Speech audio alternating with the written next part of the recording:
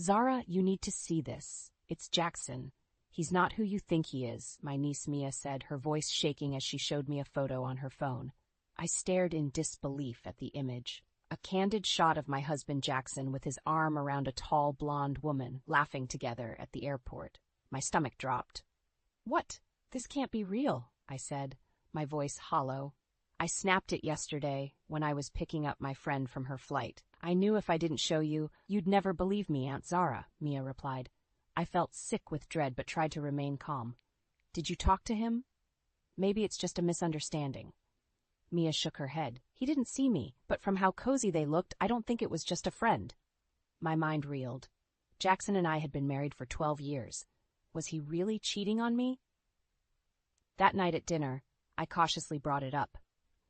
Mia said she saw you with another woman at the airport yesterday, I began. Jackson laughed loudly, making me jump. Mia's got an active imagination, doesn't she? I picked up a client visiting from Dallas to show her a property. That's all. He scoffed. I searched his face for any hint of deception, but found none. Still, over the next few weeks, doubts plagued me. Jackson worked later, went on mysterious trips, and spent more time texting. One day, acting on impulse, I checked his pockets while doing laundry. In his crumpled pants was a hotel keycard and receipt for a suite at the Sebastian, downtown's most lavish hotel. Fueled by adrenaline, I grabbed my car keys. Time to learn the truth. I arrived at the hotel, hands trembling, and took the elevator to the 5th-floor suite. As I raised my hand to knock, the door swung open, and there was Jackson, half-dressed with the same blonde from Mia's photo. Cassidy, I thought you were just... Jackson froze mid-sentence when he saw me. Zara! He cried. What are you doing here? My body shook with rage and anguish. I was right not to trust you, I choked out. The blonde, Cassidy, slunk out, avoiding eye contact. Jackson scrambled for his shirt. Zara, I can explain. Don't bother, I said coldly. Without another word, I turned and strode rapidly toward the elevators, tears stinging my eyes. His web of lies had finally unraveled. My husband was not the man I thought I knew at all. I drove aimlessly for hours, my mind racing. How long had Jackson's affair been going on? And how had I never noticed? When I finally returned home, Jackson was waiting on the porch. Thank God, I was so worried, he said, rushing toward me. I backed away, repulsed. Don't come near me, you liar, I said sharply. Jackson's facade crumbled. Baby, I messed up, okay? I didn't mean for it to happen. Save it, I snarled. I saw you with her at the hotel. Her name's Cassidy, right? Jackson paled. Cassidy? She doesn't mean anything to me, Zara. It was just a stupid fling. I fought the urge to slap him. A fling? We're married. How long has this been going on? He turned his gaze downward. I don't know. A few months, maybe? Months, I cried. Blinding fury washed over me. Without thinking, I grabbed my suitcase from the front closet and started throwing clothes inside. Whoa, take it easy, Jackson said, eyes wide. Where are you going? I'm leaving. Obviously, I scoffed bitterly. I'll be at my sister's. Panic flashed across Jackson's face. He blocked my path to the door.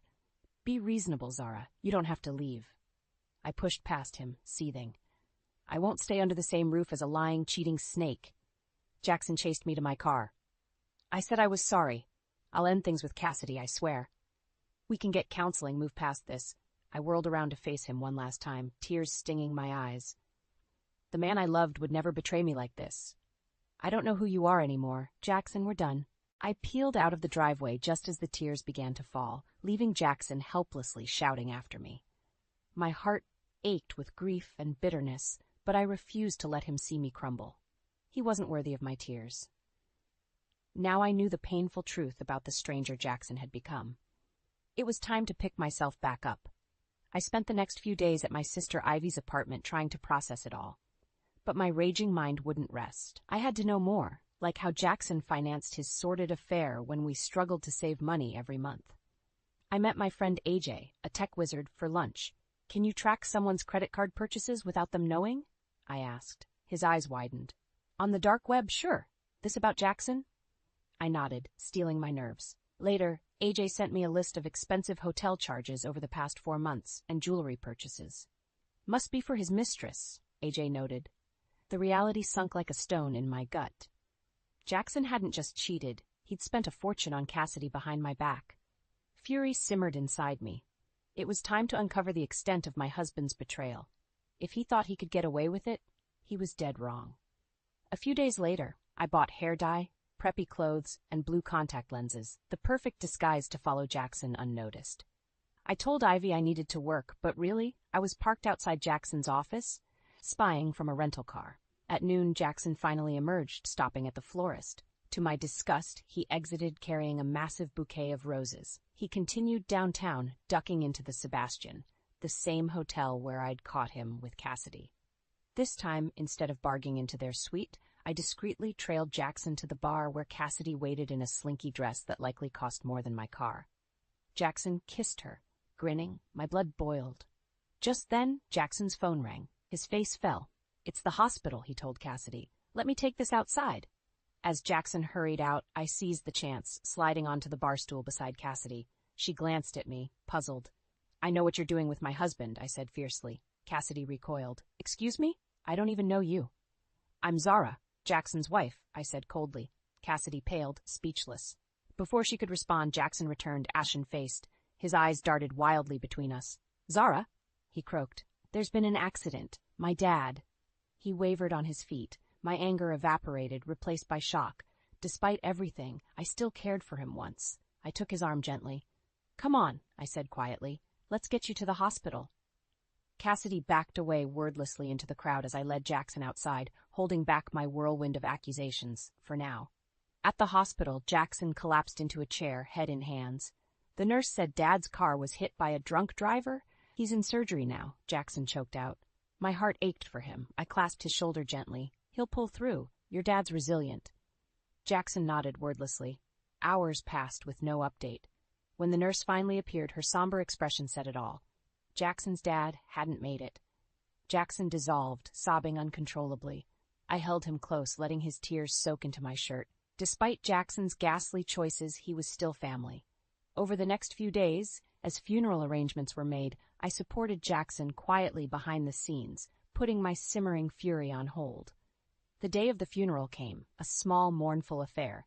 After the burial, I drove Jackson back to his place so he could change for the wake. But when we pulled up, police swarmed the sidewalk. "What happened?" Jackson asked a cop. "Nasty wreck earlier. Speeding vehicle crashed into that tree. 2 people were critically injured." Dread filled my stomach. As the ambulance pulled away, I spotted a flash of blonde hair on the stretcher. Cassidy. Jackson blanched. He must have realized, too. We followed the police to the hospital and learned Cassidy had been driving Jackson's beloved vintage Mercedes, with Jackson in the passenger seat when she lost control. The officer shook his head. Witnesses said she raced through 2 red lights before crashing. We suspect drunk driving. The news stunned me. Jackson could have died cheating on me with Cassidy. Overwhelmed, I stepped aside to compose myself. A nurse approached with an evidence bag containing Jackson's damaged cell phone cracked from the wreck. "We can hold his personal effects until he's released," she offered gently. On impulse, I took the phone. "I'll handle it, thanks," I murmured. Once Jackson stabilized, they'd transfer him to a regular room. I had time to access his phone, to understand the full picture. I met my friend Ajay at his repair shop and handed him the phone. "Any chance you can get inside this to access text messages and photos?" "Shouldn't be an issue," Ajay said. Within the hour, he'd downloaded the data onto a disk. "I don't know what you're looking for, but seems like this guy's up to no good," Ajay warned. My hands trembled, imagining what secrets the disk held. "That's what I'm afraid of," I said gravely. Alone at home, I loaded the disk on my laptop with trembling hands. Photo after sorted photo filled the screen. Jackson and Cassidy entwined, wearing nothing. Receipts and texts arranging their trysts covered months. Even worse, screenshots showed Jackson transferring money from my personal account into his, thousands of dollars gone. I squeezed my eyes shut, tasting bile. The man I'd loved for 12 years had stolen my money to finance his affair, deceiving me at every turn. It was time to make Jackson face the truth and pay the price for his callous betrayal. Armed with the incriminating data from Jackson's phone, I set up a meeting with my lawyer, Carlos. He scanned through the evidence, eyebrows rising. "This is quite serious," Carlos said. "Illicit transfers from your personal account without permission constitutes fraud and theft. Combined with the affair, you have solid grounds for divorce." My chest tightened. After 12 years together, divorcing Jackson felt unreal. Let's focus first on freezing your joint accounts before he empties them, Carlos continued. I'll also file a temporary restraining order. When he's discharged, legally he cannot come near you or the home you share. I nodded, steeling my nerves. The cold machinations now seemed necessary. 2 days later, I sat rigidly in Carlos's tight office as he made the call, confronting Jackson over speakerphone. Mr. Kent, I represent your wife, Zara. We have evidence here of fraud and infidelity. As of now, your joint accounts are frozen. You're also legally prohibited from approaching Miss Kent or your shared residence per the temporary restraining order issued this morning. The line went silent. Finally, Jackson sputtered in rage. Who the hell do you think you are? You can't just lock me out. Carlos glanced at me. The court order says otherwise, Mr. Kent. Will you comply, or shall I have officers waiting at your discharge? You betch, Jackson snarled. You won't get away with this, Zara. That's my house, too. I flinched but kept my tone cool. I'm done being your personal ATM, Jackson. Consider this the consequence of your actions. The call ended explosively, with Jackson hurling threats until nurses hauled him away. Shaken, I retreated home, now owned solely by me. For days, tension knotted my stomach as I awaited Jackson's next move. A week later, the doorbell rang. My eyes widened in alarm until I saw Jackson's sister Harper on the video feed. I swung the door open. Harper, is everything okay? She shifted on her feet. Hey, Zara, do you have a minute? I waved her in, puzzled. Since the funeral, I hadn't seen Harper or the rest of Jackson's family. Harper sat down, not meeting my eyes. I heard about the restraining order and Jackson cleaning out your accounts. My shoulders slumped as I sank down beside her. You probably think I'm just bitter and crazy, but he was cheating on me for months, Harper, and stealing money to fund his lifestyle with some woman named Cassidy. Harper nodded slowly. I know. I didn't at first, but I overheard Jackson on the phone with Cassidy. The things he said, the way he spoke to her. She shuddered. He was cruel, degrading. I realized I didn't know my own brother anymore. Tears shone in Harper's eyes. My heart twisted in empathy. Betrayal by family cut especially deep. Harper grasped my hand fiercely. You did the right thing escaping from him, Zara. What he did was unforgivable, and I want to help you make sure he doesn't get away with it. Relief washed over me. I wasn't alone anymore in this fight. Harper's solidarity awakened a powerful sense of vindication. With the truth exposed, Jackson would finally reap the misery he'd sown, starting with losing his most precious relationships, the foundation of his deceitful life. In the weeks following my confrontation with Jackson, I leaned heavily on Harper's support. We met often for coffee or wine, hashing out my next moves. Have you decided whether you'll meet him in court or settle outside? Harper asked one evening. I swirled the wine in my glass. Jackson's too volatile for meetings. I'll let the judge force him to pay up. Harper nodded firmly. Good. He deserves the public shame. I sighed. My lawyer says proving the affair gives us leverage for maximum restitution, but rehashing all the sordid details. I shook my head, pained. Harper clasped my hand. You're so much stronger than Jackson gives you credit for, Zara. Don't worry. I'll be right by your side when you face him in court. Her steadfast solidarity bolstered me. With Harper at my side, I could withstand Jackson's wrath long enough to expose his deceit in court. Financial restitution seemed hollow compared to what I'd lost, but hitting Jackson where it hurt most was the only path to justice. A few days before our hearing, Jackson shocked us both by showing up unannounced at my door, ignoring the restraining order. Zara, please, can we talk about this? He implored, clutching wilted flowers. Before I could react, Harper appeared behind me. Get off this property before I call the police, Jackson, she threatened. Jackson's face darkened. Stay out of this, Harper. This is between me and my wife. The possessive way he said my wife made my skin crawl. Harper stepped forward furiously. Former wife, because you decided to lie and steal instead of honoring your vows. I always defended you, Jackson, but now you disgust me. Jackson flushed angrily. You know nothing, Harper. This witch turned my whole family against me.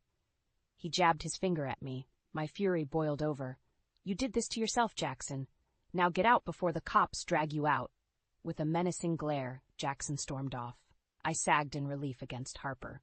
Tomorrow, come hell or high water, my ex would get exactly what he deserved. At the courthouse, Harper squeezed my shoulder as we took our seats. I'm right here with you, she murmured. Across the aisle, Jackson sat alone, his eyes swollen and hair disheveled. For an instant, pity tempered my simmering vitriol. Then I remembered the trauma his lies inflicted, and my resolve strengthened. When the judge called my name, I strode forward steadily. I would walk out of here vindicated and finally free from Jackson's poisonous hold. Please describe for the court the events that led to today's hearing, the judge prompted gently. I steadied myself. I learned my husband Jackson was having an affair. When I confronted him, he promised to end things, but he continued sneaking around behind my back. I proceeded to calmly detail Jackson's lies and deceit over months, culminating in stealing my money to fund his lavish outings with his mistress Cassidy. Jackson's lawyer questioned me vigorously, but faltered when I presented the evidence from Jackson's phone. The judge considered me soberly. This deception went on at length. Why stay with a serial philanderer and fraud? I stood taller. Because I loved him once, deeply. I'm here now because his actions forced me to protect myself. The judge nodded and turned to Jackson. Mr. Kent, how do you plead to these allegations of infidelity, fraud, and theft? Jackson burst out of his chair. It's bull, all of it. She's making me out to be a monster over one mistake. He pointed at me, hand shaking. Murmurs filled the courtroom. The judge pounded his gavel sharply. That's enough, Mr. Kent. Maintain composure or I'll hold you in contempt. Jackson slowly sat but glared at me malevolently. I glared back, undaunted. After a painfully long debate, the judge rendered his verdict in my favor. The evidence presented confirms Mr. Kent violated marital trust through chronic infidelity and fraud. As restitution, this court orders an equitable division of assets, including one-time alimony payment to Ms. Zara Kent. He banged the gavel finality. I hugged Harper tightly in dizzy relief. It was over. I was free. At the plaintiff's table, Jackson stood slowly, regarding me with icy calmness. Congratulations, Zara. You won, he said cuttingly. I hope destroying my life was worth it. Adrenaline coursed through me. I didn't destroy anything. I just revealed the truth, something you could never face. I held his gaze unflinchingly. We're over, Jackson. This was your doing. His lips curled in a snarl. You'll regret this, Zara, he spat venomously. Before the bailiffs could react, he stormed out. I stood frozen, pulse thrumming. Harper gripped my shoulder. Don't let him scare you. His threats are just pathetic attempts at control, she said. He's the one who needs to move on now. I nodded, shaking off my unease. She was right. Jackson no longer had any hold over me. And once his family and Cassidy realized the truth too, he'd truly be left with nothing. A fitting outcome for his cruelty. In the months following the trial, I finally felt I could breathe again. Jackson vanished from my life just as completely as our marriage had. Only Harper provided glimpses of his downward spiral. His girlfriend Cassidy left him when she found out about the money he owes you, Harper revealed over lunch one day. And without her bankrolling his lifestyle, he's scrambling. I shook my head. After all the warnings about her, now he's alone and struggling? Talk about karma. Harper smiled ruefully. Also, quite the scandal for his career. Clients dropped him when word of the lawsuits got around. While I took no pleasure in Jackson's misery, it was clear he deserved it. And the alimony checks he resentfully sent each month ensured I could rebuild my life. On my birthday a few months later, Harper stopped by with champagne and news. Cheers to your fresh start, we clinked glasses. I actually have an update on Jackson's current crash and burn, she added. I raised an eyebrow. His ruined career and relationships were already karmic payback. So get this, Harper continued, leaning in furtively. Jackson put his house on the market. He's so desperate for cash, he sold it way under value. My eyes widened. His dream house that he made me sacrifice for? Geez. Almost sheepishly, Harper went on. Well, funny you should mention sacrifice, because the buyer was Ray Hernandez. I nearly choked on my champagne. Ray? My ex that Jackson always hated? Harper nodded, grinning. Yep, Ray seized the chance to stick it to Jackson, and Jackson was apparently seething, but financial hands were tied. The irony was so absurd I burst out laughing. Jackson's precious house ending up with his nemesis Ray? You really couldn't make this stuff up. In his greed and dishonesty, Jackson had sabotaged everything stable in his life. Now all that remained was facing the music alone. And music never sounded sweeter. To good riddance, Harper cheered, raising her glass again triumphantly. The relief I'd yearned for was finally here. Freedom from Jackson's toxicity and lies. His bitterness over losing our old house to my ex was just icing on the cake of karma, now enjoying her sweet revenge. And I planned to relish every bite. You barely visit anymore. Marriage should be your priority, not this silly career, Lydia snapped, her cold eyes boring into me. Milo shifted uncomfortably beside me, on the floral-patterned couch. Mom, Elise works hard. You don't have to be so hard on her. Lydia waved her hand dismissively. She needs to focus on her duties as a wife. When are you two going to start a family? I clenched my jaw, fighting the anger bubbling inside me. This wasn't the first time Lydia had made digs about my job and criticized me as Milo's wife. But today, on our rare joint day off, it stung more than usual. My career is important to me, I said evenly, proud of myself for not raising my voice. And we've discussed children. We'll have them when the time is right for us. Lydia's eyes narrowed. For you mean? For your convenience and schedule, typical modern woman always putting selfish desires first. That was it. We should get going, I said flatly, standing up. Milo opened his mouth, then closed it again, standing as well. Yes, run off. Par for the course these days, Lydia called after us. The drive back to our condo was silent. Milo kept glancing over at me, lips pursed, but I stared straight ahead, too angry to speak. How could he let his mother talk to me like that? When we got home, I went straight to the bedroom to be alone. A few minutes later, Milo poked his head in. Else, are you okay? I whirled around, my fury unleashed. No, I'm not okay. Your mother constantly belittles me and my career, and you just sit there and take it. Do you agree with her outdated, misogynistic views? He recoiled. What? No, of course not. She just has a certain way of speaking. She doesn't mean anything by it. I stared at him in disbelief. Doesn't mean anything by it? You can't be serious. She clearly thinks my job makes me a bad wife and that having a career means I'm selfish. She's just old-fashioned, Else. You know how she can be. He came over and put his hands on my shoulders. Don't let it bother you so much. I jerked away, unable to believe his nonchalance. My career was a huge part of who I was. How could he downplay his mother's words so easily? This has been building for years, I said, voice shaking slightly. She repeatedly criticizes and demeans me. I feel disrespected in my own marriage by my own husband. Milo's face fell.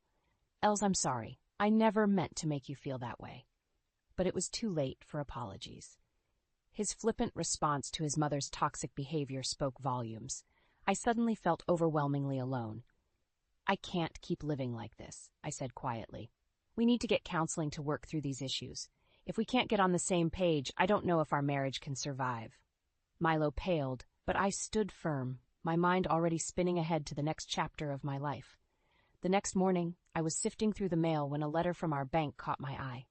Frowning, I opened it and froze. Our checking account was nearly empty.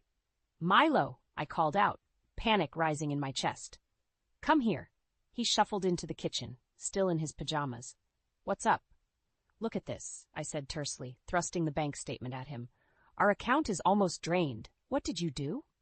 He scanned it and cringed. Ah, I've been meaning to talk to you about that. Meaning to talk to me? We're supposed to be partners, Milo. How could you fritter away our savings without consulting me? I didn't fritter them away, he protested. I had some unexpected expenses come up. Like what? You better start explaining yourself right now. He shifted uncomfortably. Well, you know my parents haven't been in the best health lately. They needed some help with medical bills. They needed help? So instead of having an adult conversation with me, you just took money? It was an emergency. I couldn't let them get behind or wreck their credit rating. That's not an excuse, I said through gritted teeth. You went behind my back and used our marital assets. That's financial betrayal. I was going to tell you, Milo said, raising his hands. I just wanted to handle it first. That's no justification. You're a liar, Milo. I don't know if I can trust you anymore. His eyes widened. Else, come on, you're overreacting. It's not that big a deal. I stared at him incredulously. Not a big deal? He was more worried about his own guilty conscience than my feelings. We're supposed to be partners, I said, voice breaking. But you're disrespecting me and undermining our marriage with this garbage. I'm your wife, not your doormat. Milo rolled his eyes. There you go again, being overdramatic and emotional. It's not as serious as you're making it. That was it. I'd had enough of his dismissive, condescending attitude. I balled my fists so hard my nails dug into my palms. You clearly don't value me, our marriage, or our finances, I spat. If you can't be an equal partner and show me basic respect, then I don't know what we're even doing here. Something flickered in Milo's eyes then. Was it shame? Hurt? I found I didn't care anymore. This callous financial betrayal was just one more blow after his mother's hurtful words. I was done being mistreated. I'm going to stay with Angela for a few days, I said, voice icy calm. Maybe some time apart will give you perspective. I stormed past him, grabbing my purse and keys. At the door, I turned back. I gave you my ultimatum yesterday. Get your act together, Milo. Seek counseling or be prepared to lose me. This behavior ends now. The door slammed behind me with a note of finality. As I drove away, tears blurring my vision, part of me already knew his answer. When I returned home from Angela's a few days later, Milo was waiting for me in the living room. He leapt up from the couch when I walked in. Els, thank God you're back. I've been so worried. He moved to hug me, but I stepped back, arms folded across my chest. I needed some space to think, I said flatly. Milo's face fell. I get it. I really screwed up with the money stuff. I'm so sorry. Sorry isn't good enough this time, Milo. Your actions have consequences. You're right, he said, nodding vigorously. I know I disrespected you, our marriage, everything. It won't happen again, I swear. That remains to be seen, I replied, unmoved. I've lost faith in a lot of your promises. Milo looked stricken. Els, please, tell me what I can do to fix this. I'll do anything. I took a deep breath. I want us to go to marriage counseling. Immediately, he paled. Counseling? Isn't that a bit extreme? No, it's not extreme, I exploded. We're at a breaking point here, Milo. I've put up with a lot. Your mother's constant belittling, your betrayal of my trust regarding our finances. If you want to save our marriage, we need professional help to work through these issues. Milo gaped at me. Els, come on. Do we really need to drag some stranger into our business? I stared at him, dumbfounded by his resistance. Didn't he understand how serious this was? Yes, we really do need counseling, I said in a measured tone. It's that or risk losing me for good. I'm deadly serious about this. The hurt flashed across his face again. You're talking about divorce? I'm saying our marriage is on the line here. We've tried the easy way, the disrespect, the loss of trust. None of that has gotten through to you. So yes, if counseling doesn't work, then we may be headed towards divorce. That's just the cold, hard truth. Milo looked completely poleaxed. In that moment, I realized just how checked out he'd become, how little he valued or prioritized me in our relationship. The fact that divorce was shocking to him spoke volumes. I love you, Els, he said, voice catching. I don't want to lose you. For the first time in a long while, I saw sincerity in his eyes, but underneath was an undercurrent of fear. Fear of change, of sacrifice, of loss. Not love.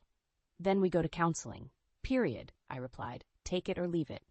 I held his gaze, not backing down an inch. He finally nodded slowly. Okay, anything you want, I'll do it. But doubts swirled in my mind as I watched him turn away, head in his hands. His actions and choices going forward would determine everything. Meanwhile, part of me had already come to terms with where this might lead. A few weeks later, Milo and I were having breakfast when the doorbell rang. I frowned and went to answer it. On the doorstep stood Lydia and George, Milo's parents, suitcases in hand. Oh good, you're home, Lydia said, brushing past me into the condo. We're moving in for a while. I stood there, dumbfounded. Excuse me, moving in? George shuffled by as well, grunting a brief hello. Milo appeared behind me. Mom? Dad? What's going on here? We've had some health issues come up, Lydia explained, already unpacking her things. We can't stay in our place for the time being. For how long? And why didn't you give us any notice? This isn't okay, I said, trying to stay calm. Lydia barely glanced at me. Don't be so dramatic, Elise. It's only temporary, while we get our affairs in order. Right, Milo? She turned her cold gaze to her son. Milo looked cornered. Well, I knew they needed help, but I didn't know the full extent until this morning. You knew? I interrupted. And you didn't think to discuss this with me first? Milo held up his hands. I was going to bring it up. Mom just sprung it on me, too. Like hell you were, Lydia snapped. Stop lying to appease your wife. You knew we couldn't stay on our own. Thank goodness you married a woman with such a spacious home and income to support us. The way she said support us made my skin crawl. I turned to Milo, furious. Is this true? Were you planning this without consulting me? To my horror, he wouldn't meet my eyes. The realization washed over me. He and his mother had once again gone behind my back. You know we've been having health problems, George piped up gruffly from the hallway. Don't be so selfish and inflexible. Selfish? I exploded. Bringing house guests into our home without notice or consent is the height of disrespect. This is a boundary violation, Lydia tutted. Don't be so overdramatic, Elise. We're family. That's exactly the problem, I shot back. You don't treat me like family. You undermine and insult me constantly, and Milo just enables it. Milo still wouldn't look at me. He was paralyzed, torn between his wife and his toxic parents. Well, if this living situation is such a hardship for you, you know where the door is, Lydia said, words dripping with venom. Milo can make the decision that puts his family first. In that moment, I saw the truth with terrible clarity. Milo's ultimate loyalties still lay with his parents, no matter their behavior. My wishes, my boundaries meant nothing to them. Tears stung my eyes as I stared at my husband's cowardly, downcast face. It was over. I was done being disrespected and trampled on. Without another word, I turned and walked out the door, letting it slam behind me. I made it to my car before the sobs overcame me. Through the blur of tears, I knew I had been a fool. Milo's controlling mother had won. I had no choice left. I pulled out my phone with shaking hands and dialed the number for a divorce lawyer.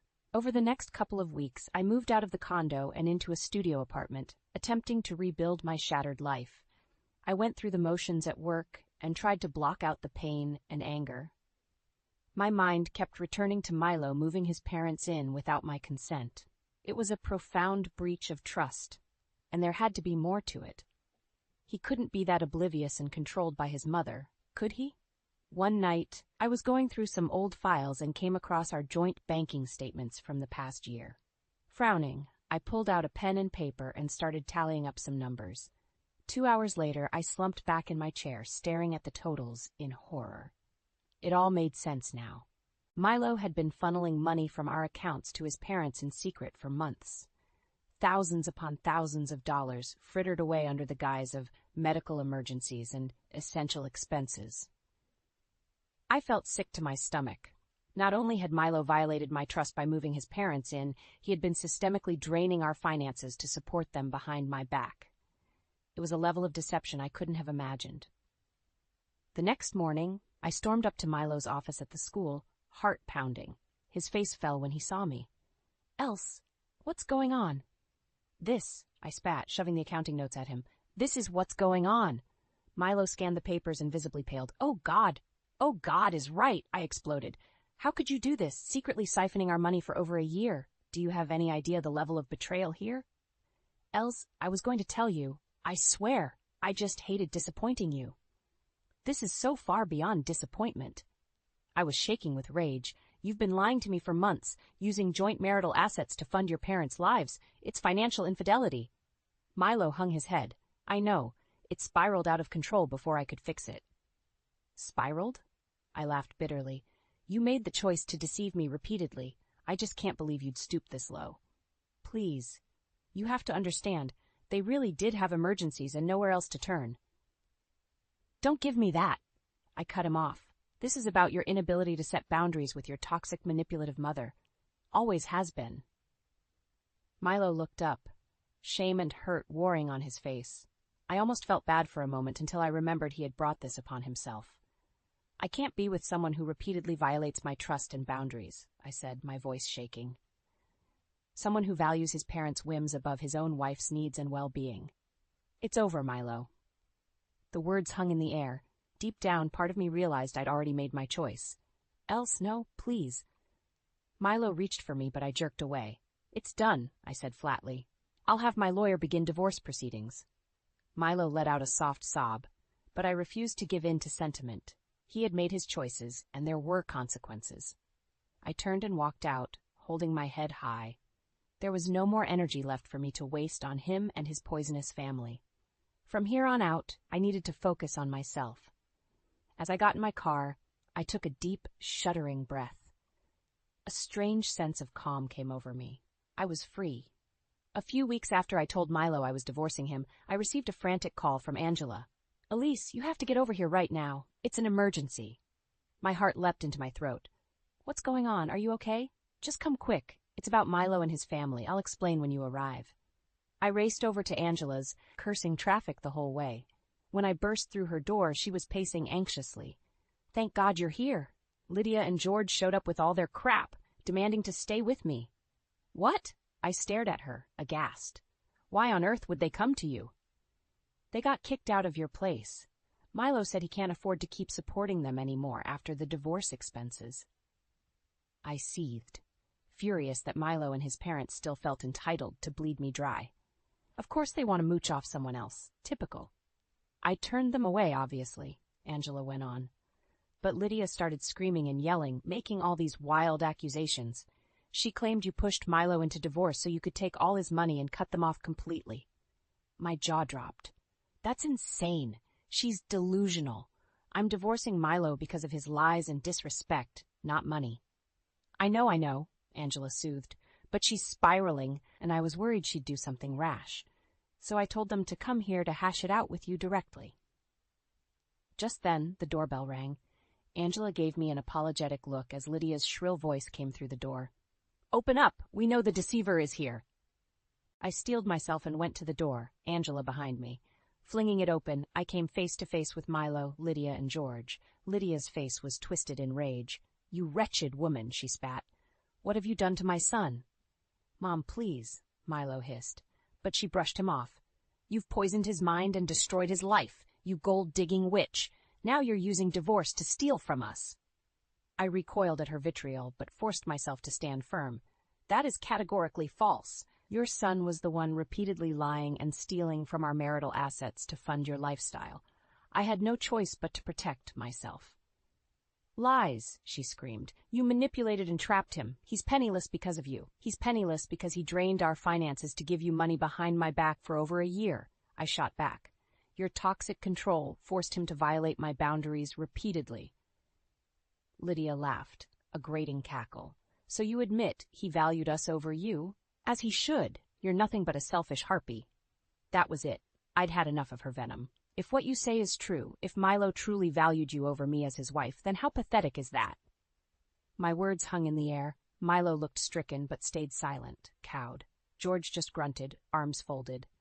"You're a cancer, Lydia," I went on, voice shaking with fury.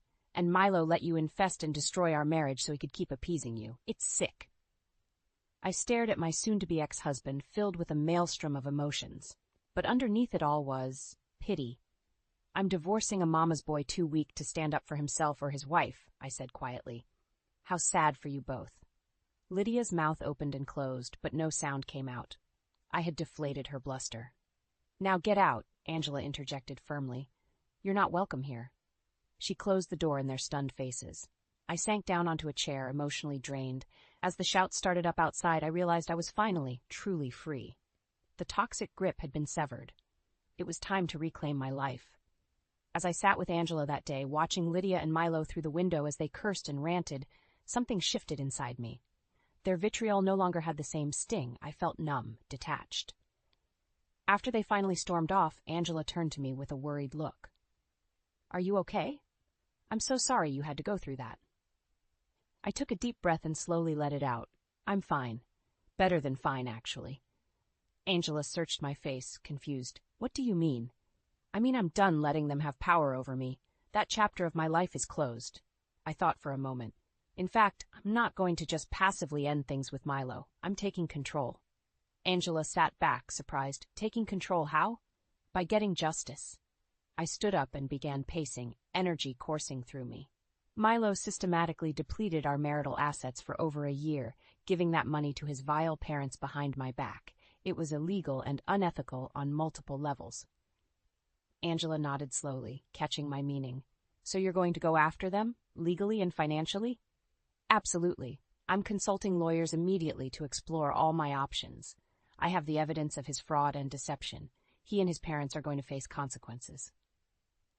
A grim smile crossed my face as a plan began to form. "In fact, I may handle things a bit more creatively than just the legal angle. What are you thinking? Angela asked warily. Milo and Lydia have always dismissed me as some inconvenient, emotional modern woman who didn't know her proper submissive place, I explained. They underestimated me. I paused, picturing both their smug, sneering faces. I'm going to make them realize the full extent of exactly what kind of strong, capable woman I am. I'm going to utterly dismantle their world and status, just as they tried to do to me. Angela's eyebrows shot up. Damn, girl, you sound like a woman on a warpath. Damn right, I replied, eyes flashing. They messed with the wrong modern woman. Over the next few days, I immersed myself in research and planning. I met with a lawyer well-versed in financial crimes and divorce, laying out the full scope of Milo's betrayal with documentation. We began gathering additional evidence of the money trail, tracing the funds he had diverted to his parents over the past year. The lawyer assured me we had enough for criminal and civil charges of fraud, misappropriation of marital assets, and more. But I didn't stop there. I consulted a private investigator to dig deeper into Milo and Lydia's backgrounds and activities. I wanted to expose every shady financial dealing, every personal and reputational skeleton they tried so hard to hide. The investigator turned up a host of illicit activities from Lydia's past: tax evasion, unpaid debts galore, even a messy sex scandal that had been neatly swept under the rug. It confirmed my instinct that her holier-than-thou facade hid monstrous hypocrisy and moral failings. As the puzzle pieces came together, I began to set my plan in motion. There would be 3 stages. First, I would go scorched earth legally and financially, draining Milo and his parents of every last ill-gotten resource. Second, I would systematically expose and publicize Lydia's sordid history and criminal activities, completely dismantling her pedestal in the community. Finally, I would make an example of Milo to ensure full accountability. With each step planned out, I felt a sense of strength and purpose I hadn't experienced since my life with Milo unraveled. I was in control now. And as for sentiment, there was none left. It was time to repay them with the same ruthless selfishness they had shown me. Only then would justice be served. About 6 months after my fateful confrontation with Lydia and Milo, I was putting the final touches on my plan. It was time to strike. I sent out formal invitations to Milo, Lydia, George, and a handful of their closest friends and relatives, requesting their presence for a family gathering at my place. They would be expecting some sort of attempt at reconciliation. Little did they know. The appointed evening arrived, and my guests began filtering in, looking confused and annoyed. Lydia swept in last, chin high, glaring around imperiously. "Well, what is the meaning of this charade?" she demanded when she spotted me. I smiled thinly. "Please, everyone take a seat. I have an announcement to make." Mutterings filled the room as they grudgingly sat. Milo kept shooting me panicked looks, terrified of a scene, no doubt. Once they settled, I began to speak. "Friends, family, I've gathered you all here today to share some important news and set the record straight on a few matters." I paused, taking in their wary faces. Lydia was scowling. "Many of you know that my marriage has dissolved over the past year. What you may not realize is the scale and severity of the betrayal and damage done." I looked directly at Milo, who shrank under my gaze. "My husband systematically depleted our joint marital assets and finances over many months, funneling thousands upon thousands to support his parents' lifestyle and expenses without my knowledge or consent." Gasps and murmurs filled the room. Lydia shot Milo a venomous look. "It was discovered," I went on, "that he fraudulently misused our funds out of an unwillingness to cut off his parents' constant demands for financial support. The extent of the deception is staggering." I shook my head slowly. The trust, respect, and sanctity of marriage was completely violated, and so decisive action had to be taken. Reaching into my bag, I pulled out a manila envelope. "As of today, I have officially filed both criminal fraud charges and a civil lawsuit against my former husband, Milo. A portion of all future earnings and assets will be garnished to compensate for the damages." Milo's head snapped up, eyes wild. "You can't be serious!" But I pressed on.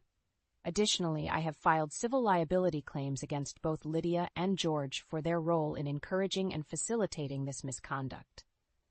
My voice strengthened. The bright lights of legal and financial ruin will now be shone in their faces. No stone will be left unturned. all misdeeds and shady dealings will be completely exposed. Lydia finally found her voice. "You lying snake! You can't do this, I won't allow it!" I laughed coldly. "You have no power here anymore, Lydia. Your reign of abuse and manipulation is over." Reaching into my bag again, I pulled out a sheaf of documents. "In fact, let's go ahead and begin the exposure right now, shall we?" I started detailing Lydia's long history of criminal transgressions, tax evasion, insurance fraud, illegal offshore accounts, shady business dealings, even her little sex scandal that she thought stayed buried. Her face ashen, Lydia gaped at me as I mercilessly laid out the bitter, ugly truth. Around the room, shock and revulsion rippled through the guests, utterly dismantling the vain, holier-than-thou facade she had carefully constructed over the years, showing the world the real Lydia, a grasping, immoral hypocrite. She had no one to blame but herself. I finally fell silent. Lydia could only whimper denials through trembling lips. Looking around the room, I saw the dawning horror and disgust on every face, even Milo's. Her house of lies and illusions was crumbling. This was my revenge, my justice. They had underestimated me at every turn, and now the tables were turned. "You brought this upon yourselves," I said quietly. "You chose to make me your enemy, and you have no one to blame but yourselves."